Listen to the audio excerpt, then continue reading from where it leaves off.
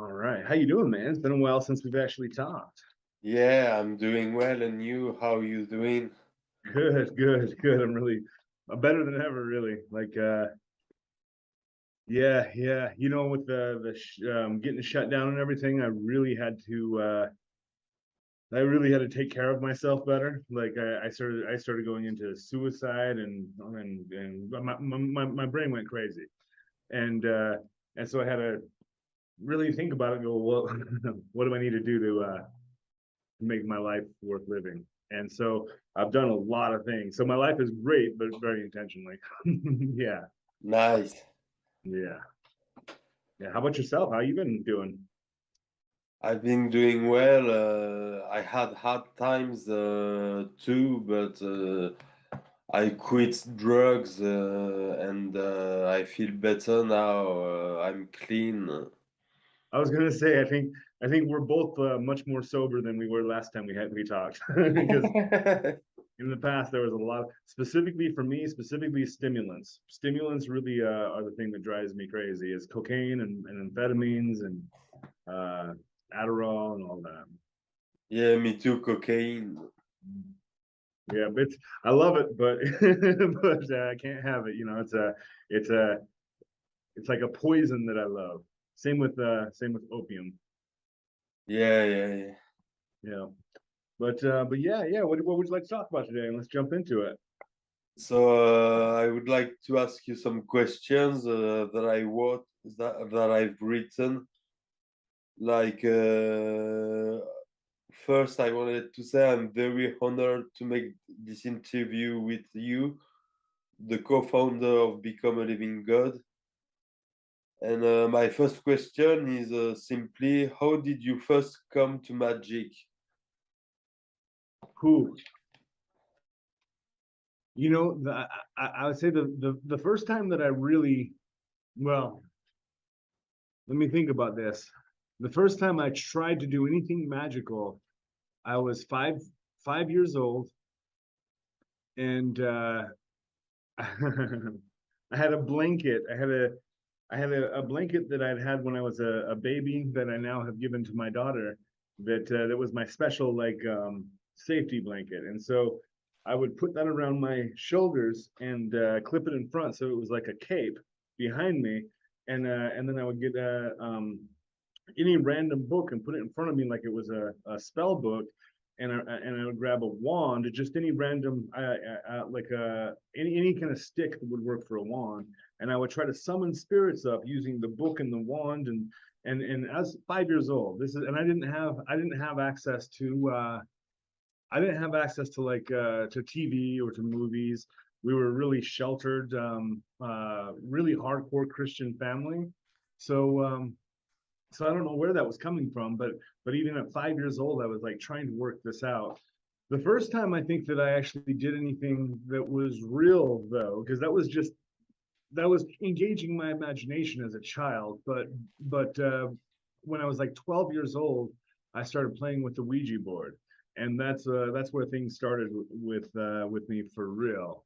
As far as actually speaking with spirits, and then using, speaking with them off of the Ouija board, and it kind of all went south from there. Okay, I have a second question. I know one of your first intense grimoire you read was the Necronomicon Simon. What did you find out in it, and what it changed in your life? No, that's a great question. Yeah, you're right. Simon's Necronomicon was the first grimoire I came across, and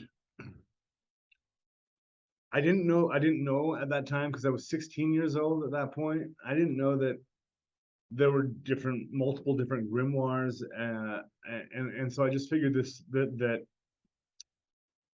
I figured that it was literally true, and that all I had to do was perform the ritual it's given in the book.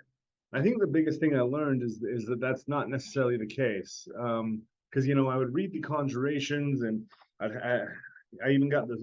I had my buddy make me a metal sword that had the engravings on it. I had all the stuff, and I did all this. I did all the steps right, and I could feel something there, but it wasn't what I was looking for. It wasn't. it wasn't intense enough until I started, I think, making the adjustment of putting my inner mind and inner vision into the experience. What I got out of it, well, so once and it wasn't just me experimenting with this, it was myself and three of my friends. And as we started playing with this magic together, and we were just in high school, we smoked pot together and went to movies together. We were just regular friends. But as I started learning magic, I started sharing it with everyone. And so the group of us became a magic circle where we would perform rituals together. Each of us had an element that was very particular to us that we would stand in for our rituals, and it was really a beautiful period of time in my magical development. But with that, we all started really using the Necronomicon intensely, and specifically calling upon Enki. So we would do the conjuration of the Watchers, and specifically focusing on Enki. And we could feel Enki there more powerfully probably than any other spirit. He's said to be one of the very first entities that's ever existed, and you could feel his ancientness. But at one point, after calling him multiple times, we'd go up to a specific mountain area and whatever. After doing this multiple times, we all four of us started really getting a relationship with Enki, to the point that we asked him, "Give us your priesthood, and so that we can call upon you without ritual, so we can just call upon you wherever we're at." And he said, so we go up to the circle, we go up, and there's like I said, a specific mountain area that was just like a hill above my friend's house. We go hiking up there, lay the circle down, and get the sword out, do the whole ritual calling of the Watcher. And as the Watcher, well, the presence shows up, we could feel like a dark shadow kind of off in the I don't remember what we were facing. I think northeast. So we're facing north. So yeah, northeast. We could feel just like a gravity there. And then we each step up one at a time and just say, give, I accept your priesthood. Give me your priesthood. And each of us would feel, as we stepped up one at a time, would feel a set of hands grab our shoulders and pushed us to the ground. And for me, it pushed me to the ground so hard I actually bruised my knee pretty bad. I was limping home.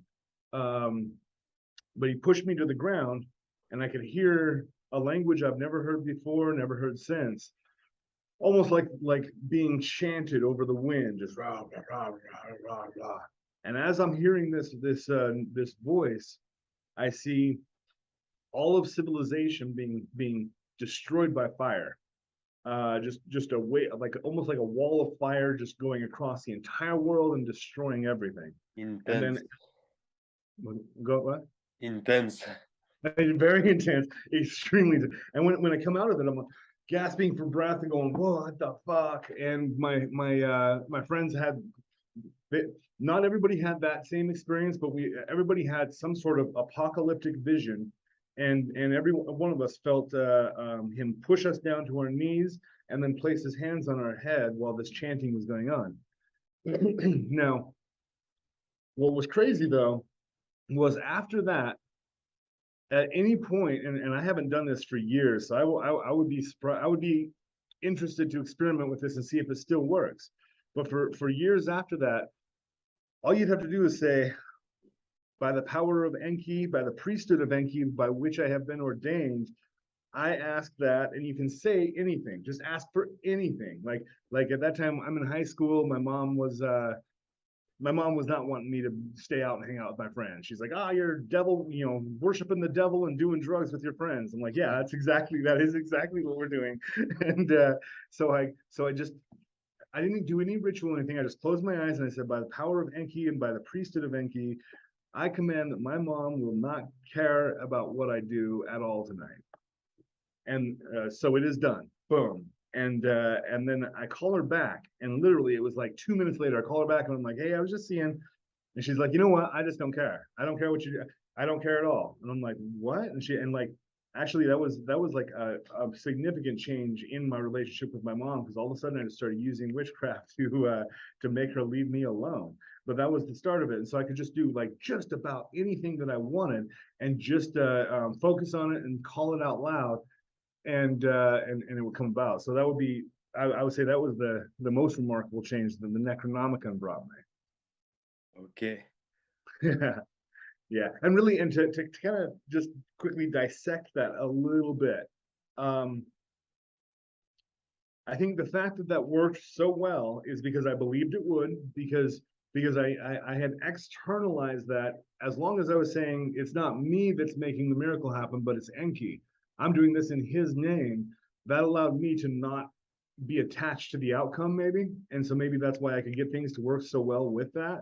I mean, because I do think that there was that connection with Enki, but also, like, when I think about it, the intensity of the things we were able to make happen, it was really intense. And I think it was kind of that, from being so new in the occult at that point, not judging myself at all and just kind of throwing myself into it. I think that's probably why that was so successful.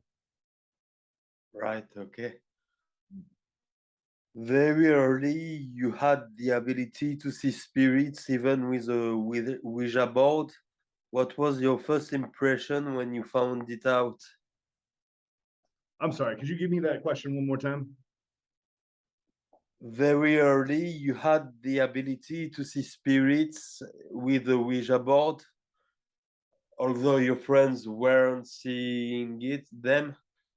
What was your first impression when you saw them for the first time?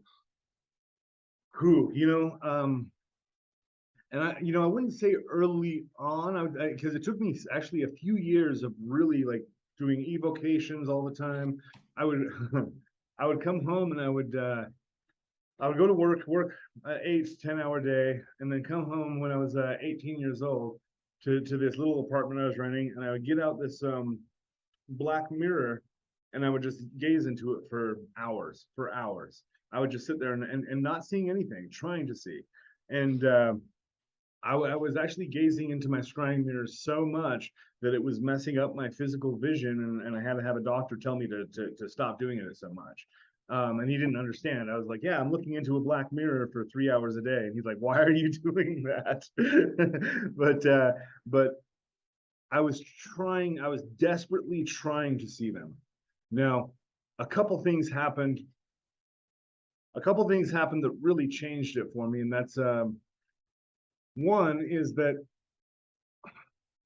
I was all over, because there weren't that many good resources for magic or anything at that point, and so I would go onto different forums and chat rooms and talk to people there about their magic. And so I'd say, I'm trying to learn how to scry.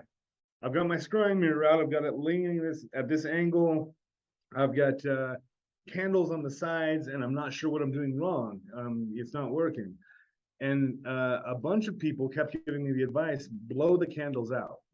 Stop relying on your physical vision. Blow the candles out and sit in the darkness.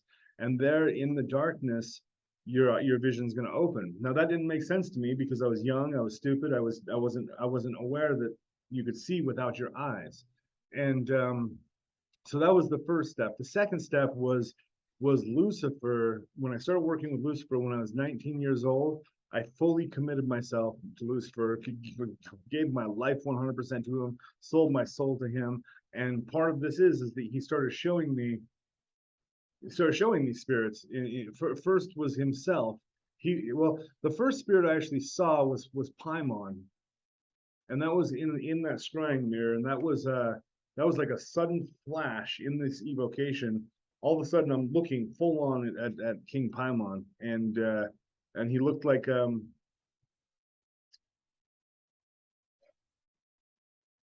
he looked ugly. Like, it's the ugliest form I've ever seen him take. Because usually Paimon will take a beautiful form, a young kind of prince or whatever. But in this one, he was on this throne that's the throne's made of snakes, and I can see it moving. And he's covered in warts and blisters, and it's like his warts and blisters are like popping and pussing all over his body and face, This voice comes not from the mirror though. The voice comes. So I'm seeing him in the mirror, but his voice comes from above me, saying, "Who do you think you are to have called me here?" And and I'm like, "Oh shit, this is the real thing. This is what everybody always talks about. Here it is." And so I remembered all of the things I had learned from Crowley, and I said, it is not I who calls you, but it is I can't remember which god names I used, but vibrated several different uh, Jehovah type of god names, and that did bring the whole thing under control. But then there was a bit of a gap where I didn't really see any spirits, I didn't really have any experiences until I started working with Lucifer, and then he just blasted the doors wide open. But it was, the real switch that I had to make is I had to understand that my eyes are not going to see them. Your eyes can see phenomena. You can catch little glimpses of things with your eyes, maybe for a flash. But if you want to have a sustained contact with the spirit, your eyes aren't doing that work. It's the inner vision, it's the third eye that does that work. And so you're just as good, like everybody was telling me when I was a kid, you're just as good to shut the lights off and sit in darkness, and there you'll have the actual best communion. Okay. When you met Lucifer in a child form, what does he wanted from you? You got to give me that to me one more time. Sorry. In your mastering evocation course, you said that you saw Lucifer as a child. Oh yeah. Did he want something from you? That's an interesting question. No, Lucifer is a child. So that was, yeah, no, you're absolutely right. That was the very first form that Lucifer took, was, I would say, an 8-year-old child. Some people see him with blonde hair. I did not. I saw him with honestly, it looked like an 8-year-old version of Connor Kendall. If anybody knows what Connor Kendall looks like, make him 8 years old, and that was Lucifer, 100%. Kind of a similar short, like brown haircut, and but black eyes, black eyes, and well, no, that wasn't actually the first form. That was the second form he took. The first form was a dragon, and when I say it was a dragon, like, it was in my mind's eye. I could feel a darkness, and well, not even in my mind's eye, with my eyes open and everything. I could see and feel a darkness coming into my room while I was calling on Lucifer. And then in my mind's eye, I could see him like a dragon that was over my house, the entire house I was living in, and he was breathing his vapors into the house. And so I sat with that and went, what? And then almost instantly, as I sat with it, oh, that's what happened, is as I sat with it, I said, I welcome you into my home. And then instantly, that's when it became the child, and then appeared. He didn't really want anything. He I mean, look, it's what all the demons want. He wanted to wake me up. He wanted to wake me up. Like, that's what he was there for. I was ready to wake up, and he absolutely did that. Okay. Yeah. And I think he told you to go to Las Vegas. How did you know it was just not your imagination? How could you be sure something was waiting for you in Las Vegas? because because I was given no choice. I mean, once you say yes to Lucifer or Satan or to any of these major demons, once you tell them that you're in, at that point they'll drag you if they have to, and so that's actually what happened. So Lucifer said, "I need you to go to Vegas," and going to Vegas had several different things there. For one, I was breaking out of the life that I'd had. I was accepting my place. I was trusting. There was going to be a lot of trust. But here's the thing: is like, for Lucifer told me, go to Vegas, and for about 6 months, I argued with him. And I'm like, no, I've got to do this instead. And whatever excuse I would use, that thing would go away. and so, until it was the house I was living in, the job I had, the car that I loved, until I had absolutely nothing. And then my adoptive sister there shows up on my doorstep and says, "Hey, do you want to move to Vegas? I've got a spare bedroom." And so it wasn't even that it required a leap of faith for me. Lucifer said, "Do it," and then there was no other choice but to do it. And then all of the pathway was made that okay, all I had to do was get my clothes and get in the car. And this is how it's been constantly through my whole life. As these spirits speak to me, they tell me to do something. I'll kind of complain, I'll find excuses why I can't, and meanwhile they start making things happen that makes it unavoidable. And so then when I end up in Vegas, yeah, I meet with met with the craziest, so in some good ways and bad ways, people ever. Lucifer has a lot of worshipers, and some of those worshipers are drug addicts and pedophiles. Some of those worshipers are lawyers and doctors and wonderful people. You know, it was really an amazing thing to like see. But extremes, like every single person that I met that Lucifer introduced me to was extreme. It's not like just some little doctor, like the best doctor in Vegas. One of the best doctors in Vegas is absolutely a Luciferian. Some of the best, the absolute best stage magicians are Luciferians. So or Satanists or black magicians, but like this thing, this is one of the things that Lucifer did start showing me is we black magicians, we're everywhere. Like, you know, we used to think that it was just, honestly, I used to feel completely alone. And now I'm just seeing, like, no matter what industry you look into, the most elite people and the poorest people and everywhere in between, we got black magicians there. Okay, Yeah. interesting. How did you come to the decision to write books and read tarot? No, that's great. Well, you know, so the writing books and the reading tarot I think are different subjects really entirely. I was always writing since since I since I very first could. Since I very first learned how to write, I was writing poems, I was writing stories, writing articles. I first started writing my first like detective novel when I was like 12. It was about this detective that wakes up on Valentine's Day. And so he's got like, and it comes out. It's a ridiculous story. It's a ridiculous story. I wrote a bunch of ridiculous stuff, but I always wanted to be a writer. But I could never really find the thing to write about. I'd write a little mythology, a little like erotica, a little this, a little that. But then when I found magic, that's when I knew this is what I'm doing. This is what it's all about. Like I've been given this gift of writing so that way I can write about magic. And so when I was 18 years old, I started writing my first book on magic called Entering the Gates of Magic. That book, I actually ended up throwing it away. I wish I hadn't done that, but I did.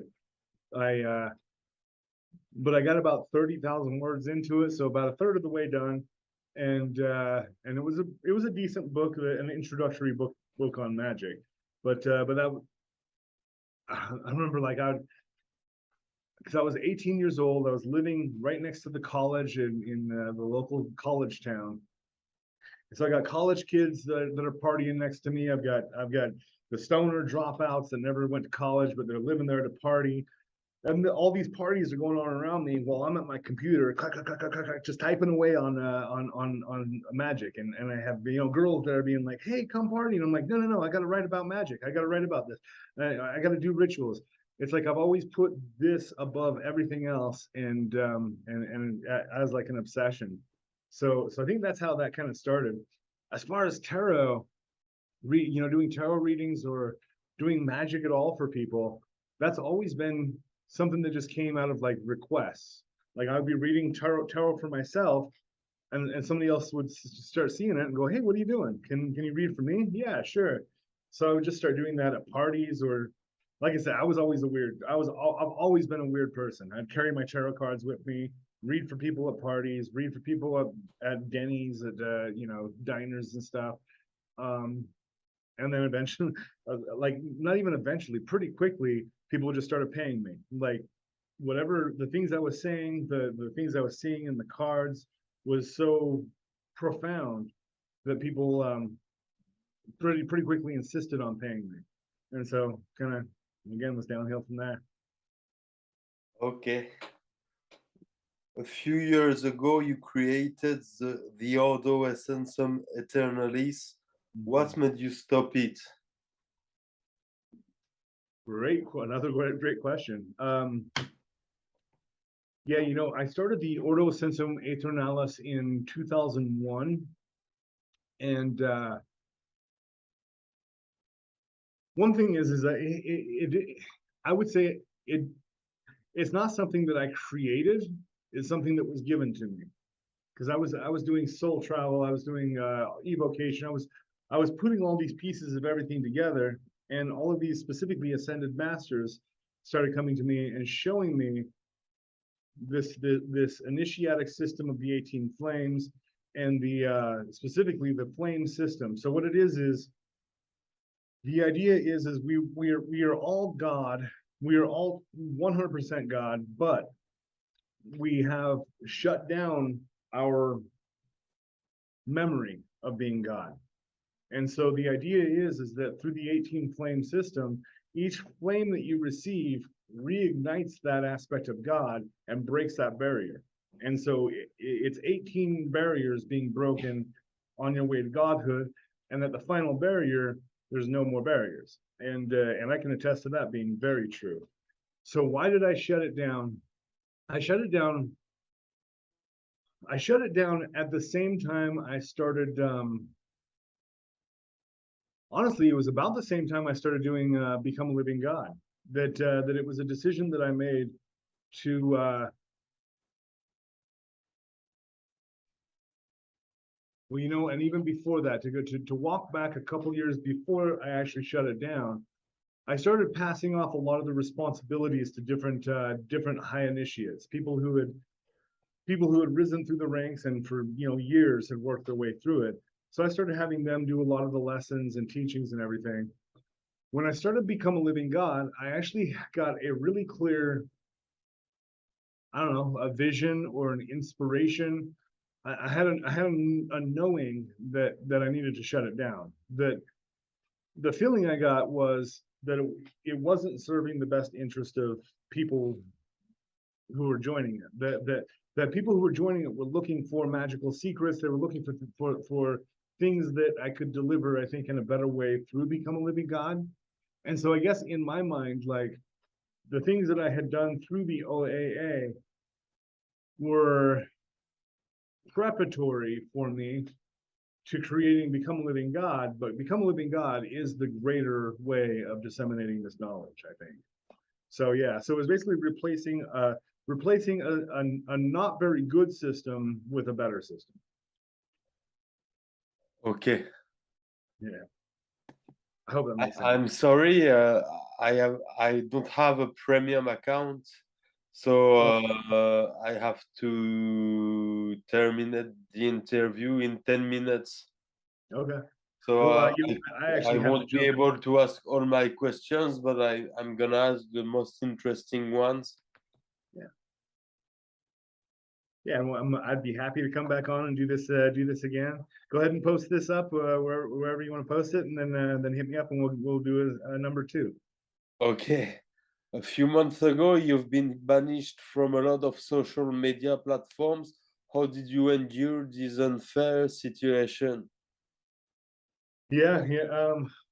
So yeah, I've like you say, a few months ago, and at this point, almost a year ago, I started experiencing a full-on media attack, a media witch hunt by BBC and then Fox News, basically the different news outlets that are really Christian, conservative, and paranoid. That they really locked onto me as being um, well, really, they locked onto me as being somehow responsible for a psychotic person in England killing a couple people and calling it a demonic sacrifice or a demonic pact. Yeah. The unfortunate thing with that is that he didn't use magic. Like you can look at the way this kid did this entire the murders, the pact. None of that was real magic. That was all just make believe psychosis. And that's very clear from that. And it's also clear he didn't follow any of my instructions because my instructions don't tell people to kill people. No. But but regardless, that the BBC specifically wanted to run with this story. Now there were people inside the BBC that told them that it was a fake story, to not run with it. They didn't care. They wanted to run with it. They had been paid to do this. So the BBC was basically paid to shut me down. I think that's because my voice was getting too strong. My message was getting out there to too many people, and they wanted to shut me down.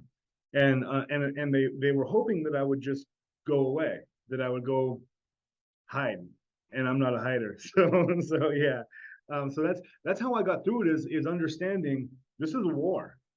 This is a war. It's a Yeah. war on freedom. It's a war on your thoughts. It's a war on your religion. And I'm happy to fight that war. So that's how I got through it. Is realizing this isn't just about poor me. No, this is a war, and I'm here to fight. Okay. Awesome. Yeah, awesome. Now you are on Odyssey and you keep going building your empire. Are you satisfied of this new adventure in your career? You know, I'm satisfied with absolutely everything. It's well, here's the biggest fulfillment for me is I know that I'm walking my most authentic path. Like I know that I'm being guided. I know that I'm in alignment with the spiritual forces that I worship, and I know that they're guiding me to becoming better and having a better and better life and world all the time. So yeah, no, I'm very inspired, encouraged, and with everything, every obstacle that comes is a new opportunity for me to learn how to do something new or to conquer new areas. And things have gotten shaken up, and it has made me have to readjust and figure out how to build this empire better. And for me, what that means is expanding more. So we're going to start working with more people from South America to give you Kimbanda, the secrets of Santeria. We're going to start working with people in Cuba and Colombia to show you Palo Mayombe. We're going to start spreading out and give you real secrets. Like we've been playing small at this point, just with ceremonial magic and this kind of stuff. It's about to go worldwide. So I'm excited. Yeah, that seems great. Yeah. Here's my last question, and we're gonna conclude the interview. What advice could you give to all black magicians to keep going their craft and not renounce with people telling them they are evil and crazy to such practices? Oh, great. Another great question. Yeah, I'll tell you what, you've asked some really great questions. I appreciate it. The biggest thing I tell black magicians or anybody, the advice I've got anybody who cares about my advice is to go all the way in on you. Trust yourself before anybody else. Don't worry about checking if the internet thinks that you're right. Trust yourself. If you call Azazel and Azazel tells you something, write it in your book and believe that. Believe that beyond what I say, beyond what anybody else on the internet says. That's your relationship with these spirits, and people have got to really just start trusting that. That really is where you're going to start tapping into supernatural power, is when you understand that you are the source of it all. Okay. To conclude this interview, I would like to recommend the Wealth Magic spell book that you wrote in collaboration with Connor Kendall. That is a priceless guide for prosperity and wealth. And myself, Enocious, have opened recently a website that offers resources of rituals for hire that is called pyramidmagic.com. So come visit and book your ritual for 50% off all the website and cheap tarot reading. A big thank you to E A Koetting for your time and dedication. to the amazing universe of black magic. Thank you, Eric. Thank you. Thank you so much. And yeah, just to really quickly plug the Black Magician's Handbook for anybody who wants to get into black magic and you don't know where to start. Black Magician's Handbook is going to be out later this month, September 27th, bog.co/handbook. Thank you. Okay. Awesome, Thank Josh. you. Great talking to you. Bye. Bye.